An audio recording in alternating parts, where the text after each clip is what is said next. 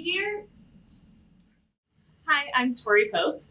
I'm a teacher here at Lake Sybelia Elementary School. I teach 4th and 5th grade in a combined classroom. We are a self-contained classroom that uses ASL and spoken English, depending on the needs of our students.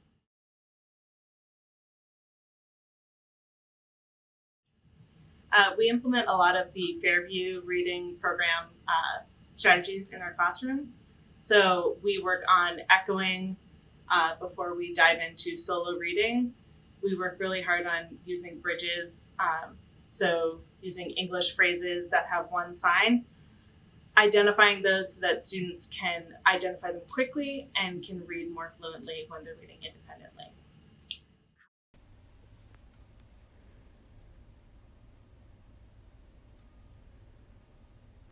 I make paper. I will make her become friends. I make her create art. I make her earn money. I cook. I make her clean my bed.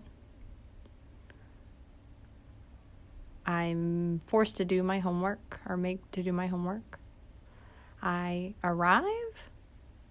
My dad, M-A-K-E, house. My House. dad, M-A-K-E. Oh, build.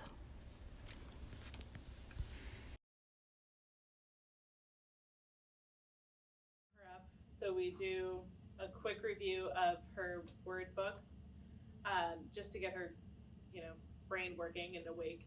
And then I preview a text. So I go through and target all the words that she might come across that she's either never seen before or is what we call a bridge. So we target all of those key words throughout the text, which is also in the lesson plan. So that kind of sets you up to know what you have to target.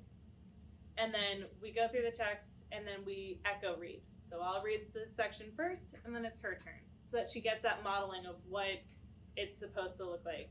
After we kind of echo and she builds up that fluency, she goes into her solo read.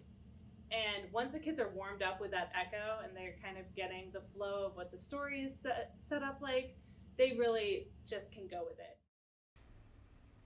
Jem will must keep the turtle in the glass bowl.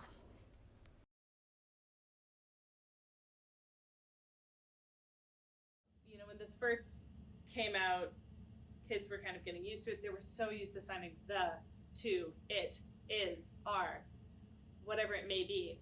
And so now they know what the expectation is.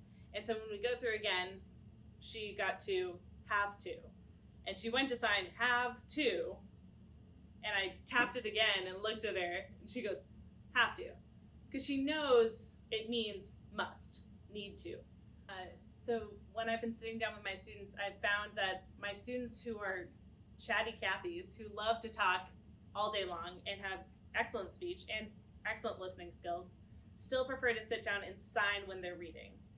I think the reason behind this is when you're signing and reading those bridge phrases, those English phrases that have one sign or one meaning, come to life so much more when signing. So I think it's just one of those things that when they sit down and they're like, okay, I'm going to read this text that's difficult for me. How can I make this so that it makes sense to me? Because if I can word call all these words to you and just shout them out to you, they don't have any meaning until they're put on their hands for them. And I think that's not for every kid, but it's one of those things that I've seen with my kids who use speech often in the classroom. They'll sign when they come down and sit to read.